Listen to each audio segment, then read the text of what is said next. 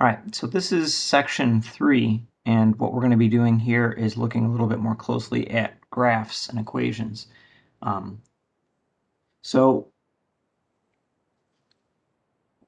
it's important in math to make sure that when we're talking about something that we're all talking about the same thing. And one of the things that is easily confused is the difference between an expression and an equation. So earlier we looked at expressions, okay? So going all the way back to Unit 1, we had expressions. So if we were doing something in finance and we said something like subtract the payment from the balance, okay, that's an expression, right? Or compute the sum of the expenditures, okay? Take the product of the number of dependents and $3,800, okay? So these are all things that are mathematical expressions. If I were to write them down, there's no equals in the equation. It's just do some computation to get a number, right? We can also look at data in a table. Okay, so this is like something that we saw yesterday in the notes. So we have years since 2000, okay, and I have some different years and then an X, and then we have a price in dollars, okay. And what we have here is an expression for the price. And when we were working with that in the examples earlier in this section, or early in this unit, we then used that to write down an equation. So we can, sort of connect expressions and equations. Okay. But what we want to do is make very clear the difference between them. So let's talk about exactly what an equation is. Okay. An equation is a statement about the equality of two expressions. So when we have an equation, we always have at least two expressions and an equals, right? And what we're doing is we're saying that these two expressions are the same. So equations you can think of as being like they're a logical statement. They can be either true or false. An expression is not, right? If I say add 2 plus 3, that's not a statement. It can't be either true or false, right? I'm just telling you to do something. But if I say 2 plus 3 equals 5, now I'm saying that the expression 2 plus 3 and the expression 5 are equal, and that can either be true or false. So that's a statement. Okay, so that's the difference between expressions and equations, right?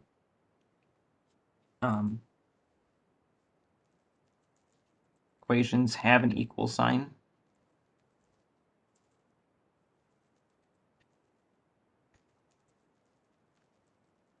Expressions don't, okay? And equations are logical statements. Expressions are not.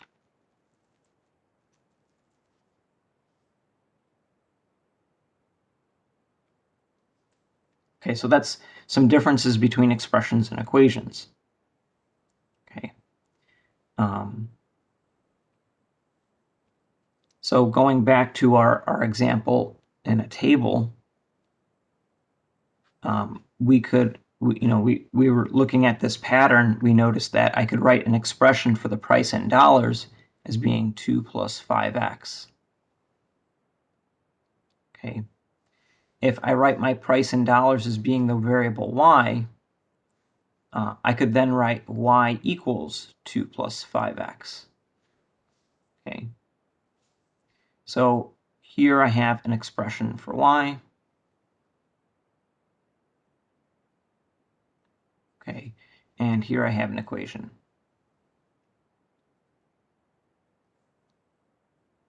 Okay. So let's do some classification, right? Expression or equation. And again, like the really easy thing to do with these is, to spot whether or not you have an equal sign, right? So in this first one, there's no equal sign. This is an expression. Okay. In the second one, I can see the equal sign. This is an equation. This third one does not have an equals sign, but it's not exactly an expression either. Okay, this is where things get a little bit more complicated. What I have here is an inequality. Okay, so I would call this an inequality. It's very much like an equation, except my statement is not that the two expressions are equal. My statement is that one expression is bigger than the other. Okay, so in an equation, we have a statement that these two expressions are equal.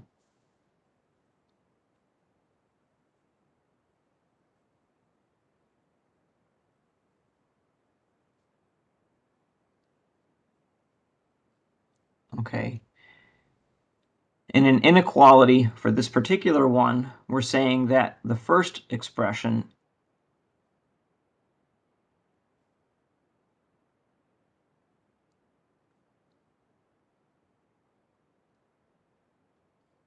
is less than the second.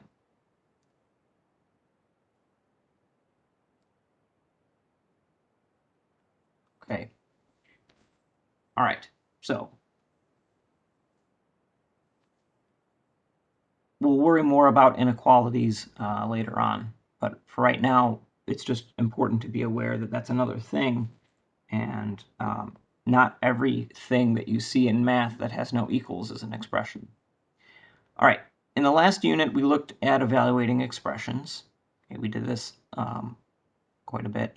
So to evaluate an expression, oftentimes what we're going to do is say, all right, I have something with a variable, and I have a number for that variable. Okay. So then what we do is we substitute it, and we use our rules of arithmetic and algebra to come up with a number. Okay. So that's what evaluating an expression is. It's good practice when we're evaluating an expression, when we're plugging in a number, to put parentheses around that number. Okay. If I don't do that, if I replace the x with a negative 10 and I just write this, replace the x with a negative 10, this doesn't look like 5 times negative 10. It looks like 5 minus 10. Okay, and I've misplaced my operation. So what we want to do is make sure when we plug in, if we always just put parentheses around the thing that we're plugging in, then we don't have to worry about problems with negative multiplication turning into subtraction instead. Okay, so now let's actually evaluate this. Order of operations, we do the multiplication first.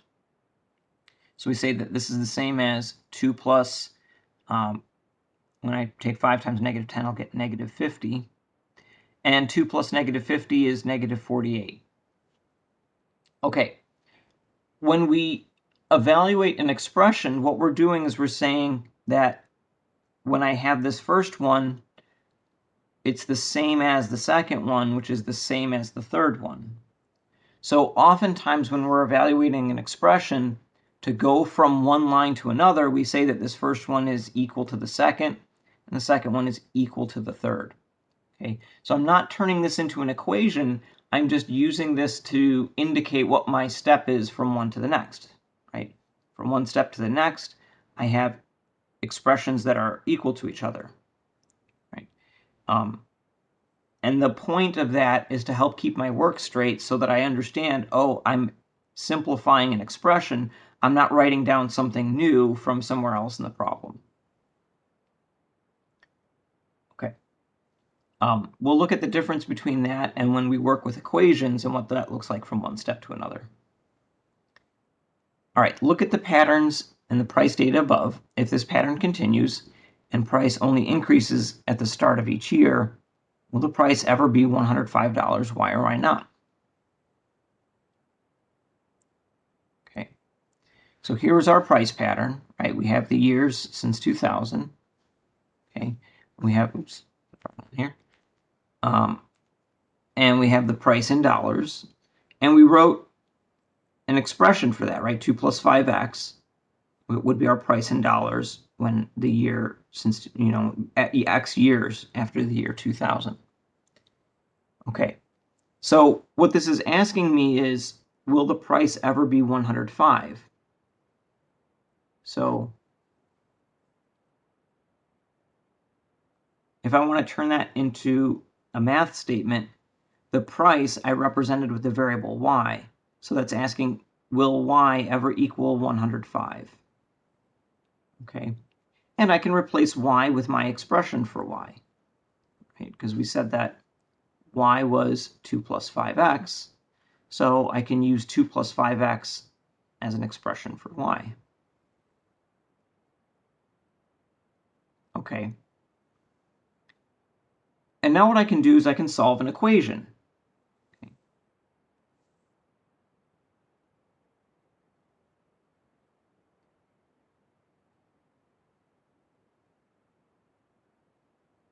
Okay. So we're going to go through this in detail, but right now I think we can just solve this because I think all of you have solved equations before. So I'm going to start this fresh over here and go through some steps. So the first thing that I want to do in solving this equation, because my goal is to get x by itself, I'm going to subtract 2 from each side. Okay. So then I would have, when I subtract 2's on the left, they would be gone. So I would just have 5x on the left. And on the right, 105 minus 2 will give me 103. Okay. Then to get x by itself, because it's being multiplied by 5, I can undo that multiplication by dividing by 5. Okay. And so then I get x equals, and if I take 103 and divide by 5, I get 20.6. Okay. When we're working with an equation, an equation's not a number, right? So when I had expressions, I could say that this number was equal to this number, which is equal to this number. When I have equations, I have a statement. So what I want to do is say, well, this is a statement about two expressions, and I want to say that if this statement is true, then the next statement is also true. Okay, so what we use typically to connect equations is like what we learned in logic with like an if-then. So I could use like an arrow, or oftentimes we use this bigger arrow for like an if-then, right? If this equation is true, then this one will also be true, right? And likewise, this one will also be true. So we don't connect equations with equals because they're not numbers, they're statements. Okay. And again, this is just a good way to keep things straight so that our symbols all make sense. Everything works better when our symbols actually mean the things that they mean, as opposed to just writing equals because that's the next thing I want to write down. Okay. Let's go back to answering our question, will the price ever be $105? Now, when I look back at the problem, I have to pay attention to context. Years since 2000 looks like something that would always be a whole number, right? It's either 2001 or 2002 or 2021. But my years since 2000 seems like that makes sense that it would be whole numbers. Okay. In order to get a price of $105, what I did is I said, okay, what year will it be? And I found that X is not a whole number. So this is going to, in the year 2020, my price would be less than 105, and in 2021 it would be more than 105. So it would never actually hit $105. Okay. Oops. There we go. So since X is not a whole number,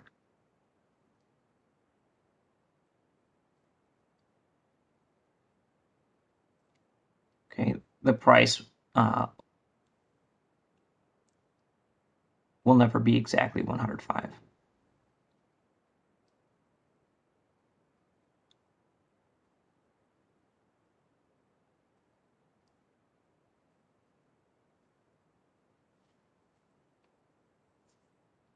Okay.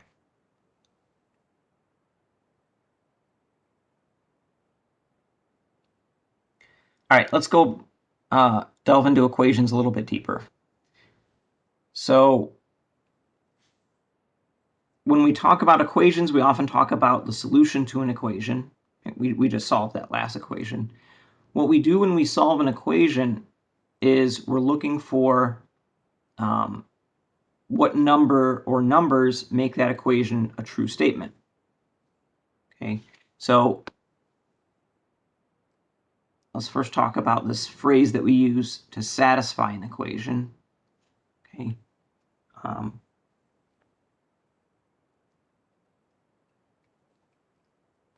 When I hear that statement, I sometimes think about my equations being hungry, like I need to give them a Snickers or something. But what we're really doing is we're saying that satisfying an equation is really just finding out what makes that a true statement. Okay, so first, let's look at the difference between true and false statements, right? If I have 4 equals 4, that's a true statement. Okay, 4 equals 3 plus 1, that is also a true statement. Okay, because 3 plus 1 is the same value as 4. If I say 1 plus 2 is equal to 3 plus 1, that's a false statement. It doesn't mean that's not something you can say, right? You can say 1 plus 2 equals 3 plus 1, but what you've said is false. When we're working with just numbers, okay, then it seems silly to ever say something that's false, right? Like, you must have made a mistake. But when we're working with variables, if that variable could be any number, then some of the numbers that it could be make it a true statement, and some of the values that variable can be would make the equation a false statement. Okay.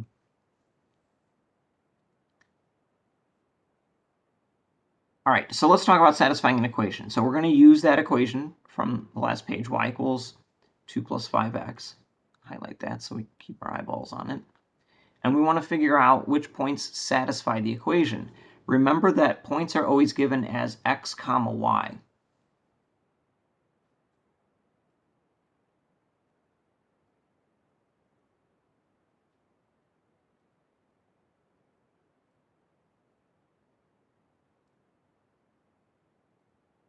Okay, so what I'm going to do is I'm going to plug in 0 for x and plug in 2 for y.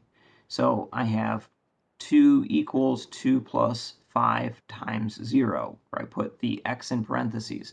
Now, I didn't put the y in parentheses because there's nothing else around it, and I could have put it in parentheses, but the parentheses aren't doing anything here. Okay, if I simplify this expression on the right, 5 times 0 is 0, and 2 plus 0 is 2, so I just have 2 equals 2. Okay. All right, since 2 equals 2 is true, then this point 0 comma 2 satisfies the equation.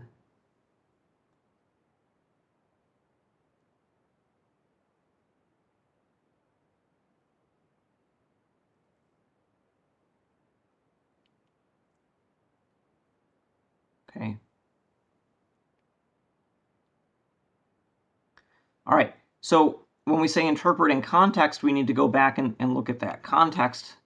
Remember back here we said that my x is the years since 2000 and y is the price in dollars. Okay. So if I want to interpret that in context, I would say that when x is 0, so the year is 2000,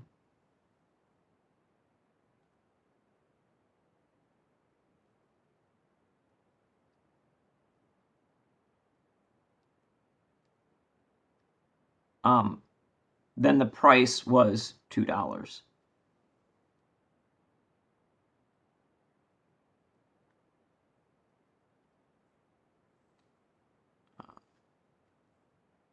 We should change that to the year was 2000.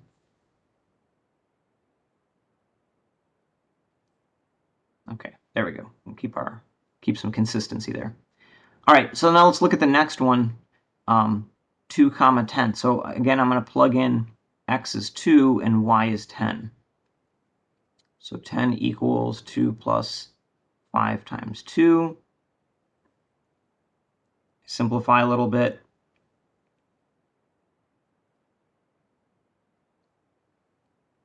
So 10 equals 12. That is false.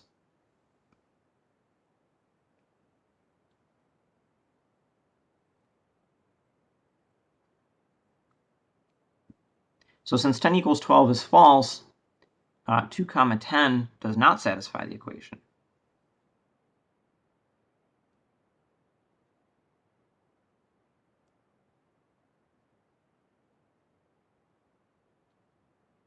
Okay, so that means that when x is 2, or in the year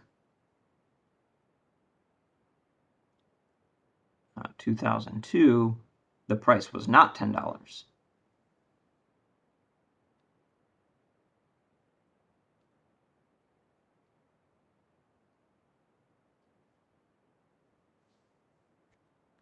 Okay, we'll do one more of these really quickly. 212, so I'm going to plug in x is 2, and this time I'm going to plug in y is 12. So we have 12 equals 2 plus 5 times 2, which gives me 12 equals 2 plus 10, which gives me 12 equals 12. And since 12 equals 12 is true, then 2 comma 12 satisfies the equation.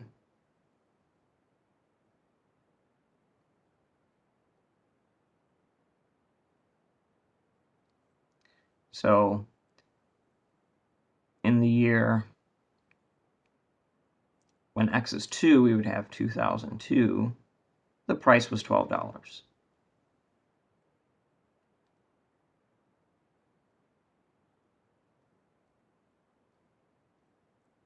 Okay, so satisfying the equation is something that this point does. What we're going to do now is we're going to give a name for what these values for my variable are, right? So what we're going to do is we're going to say, okay, we're going to call that a solution.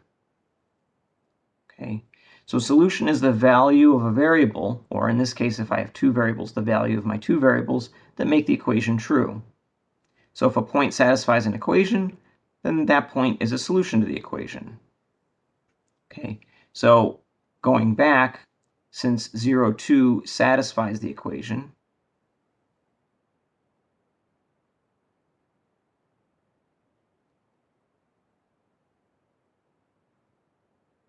then the point 0, 2 is a solution to the equation. Okay, since 210 does not satisfy the equation,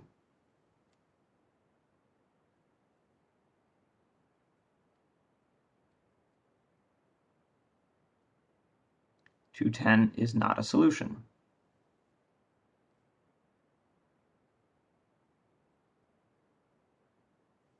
Okay, and finally 212 did satisfy the equation, so it is a solution.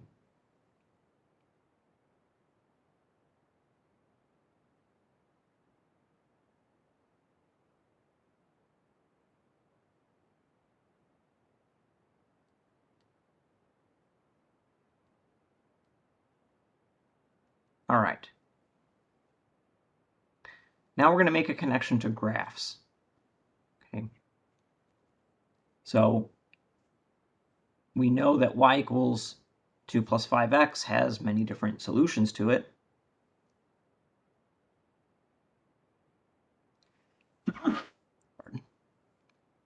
So, in fact, all of the values that we wrote down on the table, okay, we wrote our 0, and then, we computed what the y value is, okay? And in our earlier section, we wrote out the numbers for all of those. I think we have them down here. So those are all going to be solutions to the equation, right? Points that satisfy the equation. So what we're going to do is make a, fundamentally, this is a picture that shows us all of the solutions. We call it a graph.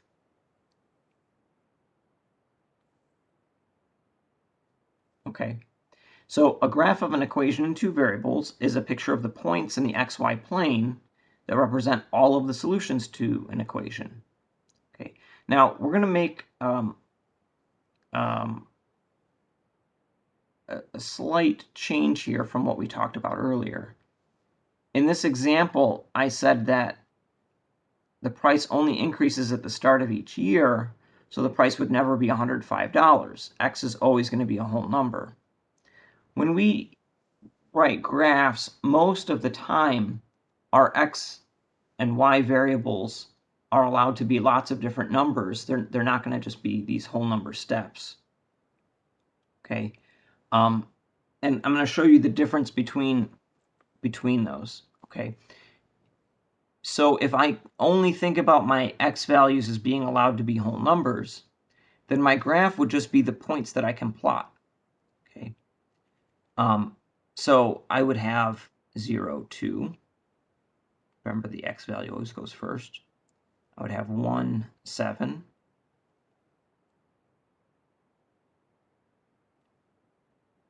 I have 2, 12.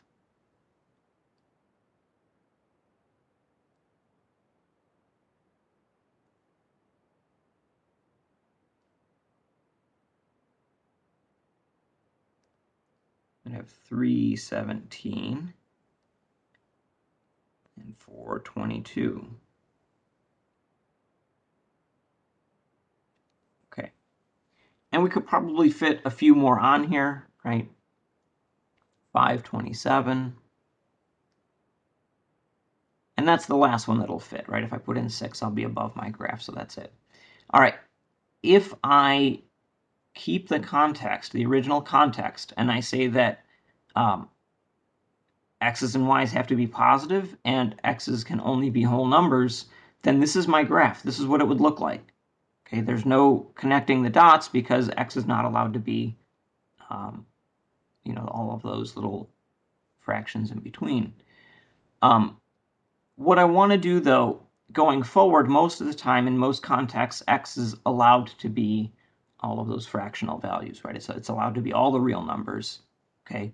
Or sometimes we would have some condition on it, maybe only positives, but it's usually not going to be restricted to whole number values. And in that case, then we could say, okay, I can connect my points,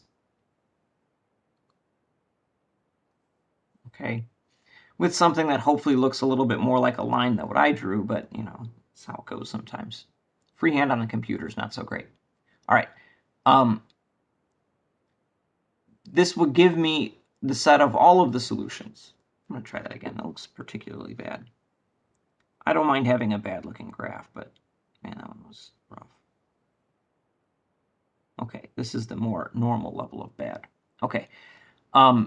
So what we have here is every point on my green line would represent another solution. So if I found out exactly what that x and y value were and plugged them in, they would satisfy the equation. On the other hand, if I take a point that's not on the graph, that would not satisfy the solution. Okay, so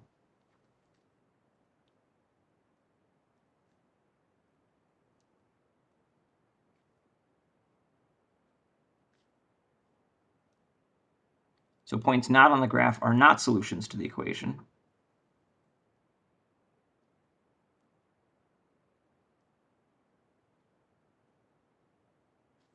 Okay, and any point on the graph is a solution.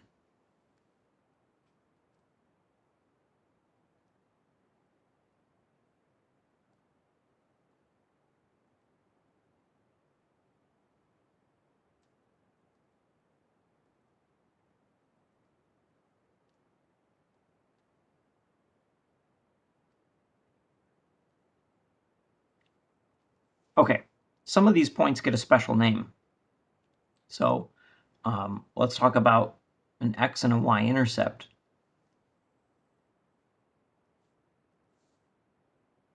The y-intercept is a point on the graph where it crosses the y-axis. Okay? So I can look at my graph and I can see a y-intercept. Right?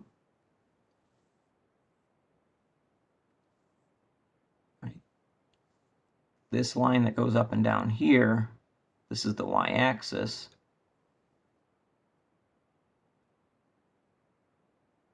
And I can see right here, that's where my graph hits the y-axis and where it would cross over if it was allowed to continue on.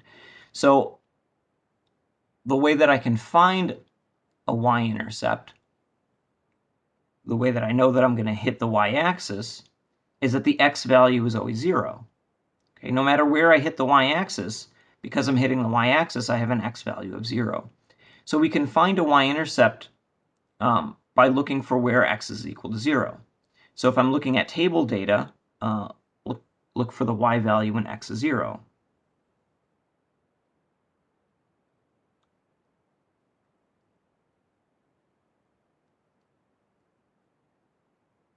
Okay. If I'm looking at an equation, what I would do is plug in x equals 0 and solve for y.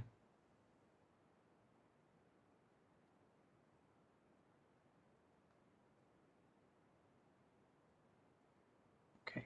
So remember, the y-intercept is it's looking for what y value are we at when we cross over the y-axis, and because that is always going to happen when x is 0, we're plugging in x equals 0 to find the y-intercept.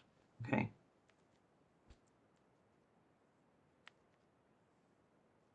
To find the x-intercept, it's kind of the same idea, but flipped, right? So the x-axis, here my graph doesn't cross the x-axis, but if it did cross the x-axis, it would cross at a point where y is 0. Okay, so I know that I have an x-intercept when the y value is 0. So if I'm looking at a table of data, look at what is the x value when y is equal to 0.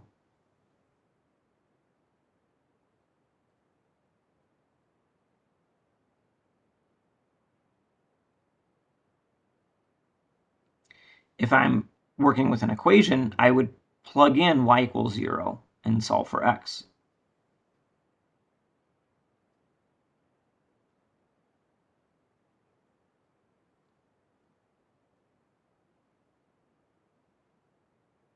Okay.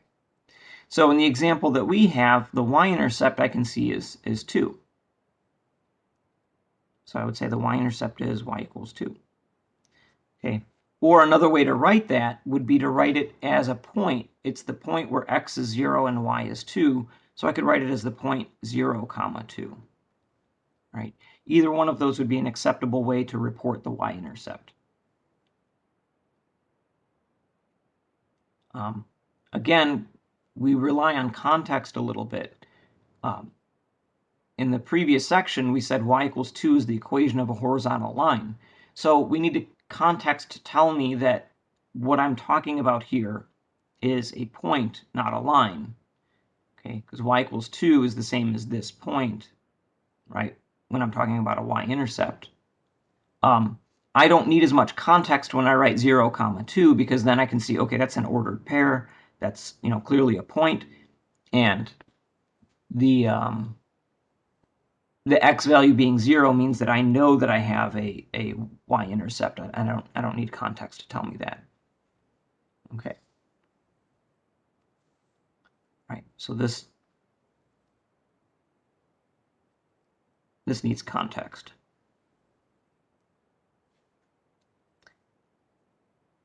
All right.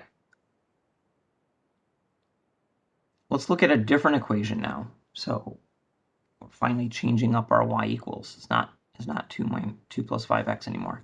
Let's say y equals 5x minus 1. Okay. Let's find the y-intercept to begin with. So we get the y-intercept by finding the value of y when x is equal to 0. Okay. So if I write over here and do some scratch work, I'm going to plug in 0 for x and solve. So I get y equals 0 minus 1, so I get y equals negative 1. So the y-intercept of the graph of this equation is at 0, comma, negative 1. Okay, next let's fill in a table of y values. So what I'm going to do is I'm going to plug in an x value and compute a y value. I'm going to show you a way that you can do this on your calculator. There's more than one way to do this on your calculator, but I'm going to show you a way that works. and makes the process pretty easy. If I can find my mouse. Here we go. One of the ways to do this very simply on your calculator is I have 5 times -2, or if you want to be more careful, you can put it in parentheses, -1. So I typed out the first one, and then if I hit second and enter, it brings up my last entry, and I can just change the -2 to a -1. Okay, and we can go along here. Now change that to a 0. Okay, and so we can find our y values that way. So I get -11, -6, -1. Okay, just maybe saves a little bit of time.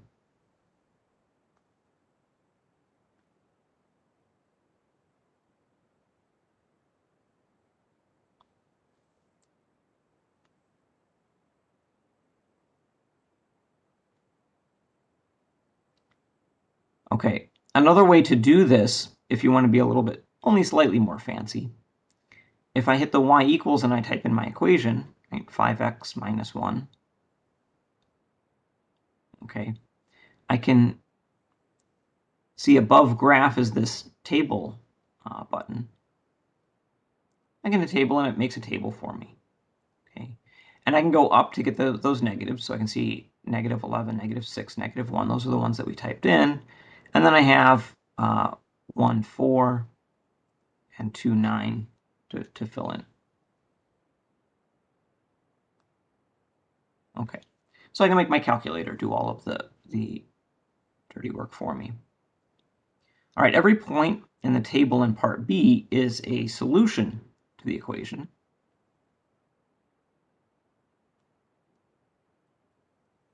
And every point in the table will be on the graph of the equation.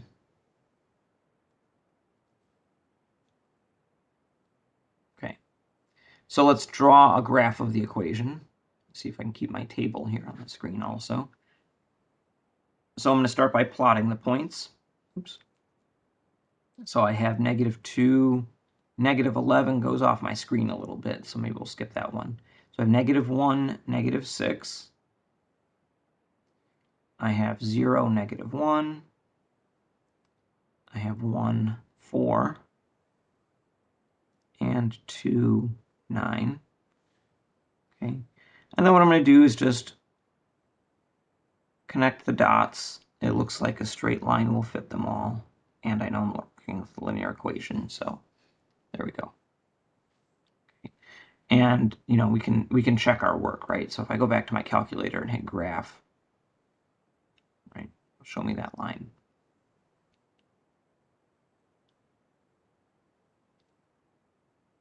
All right, give 3 ordered pairs of points that are not solutions to the equation.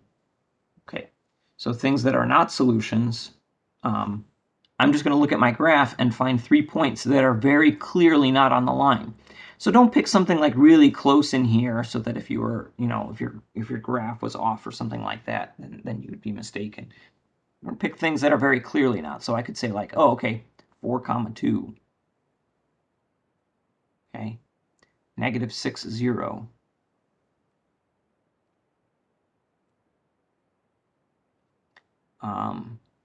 And 10, 10 are not solutions to the equation.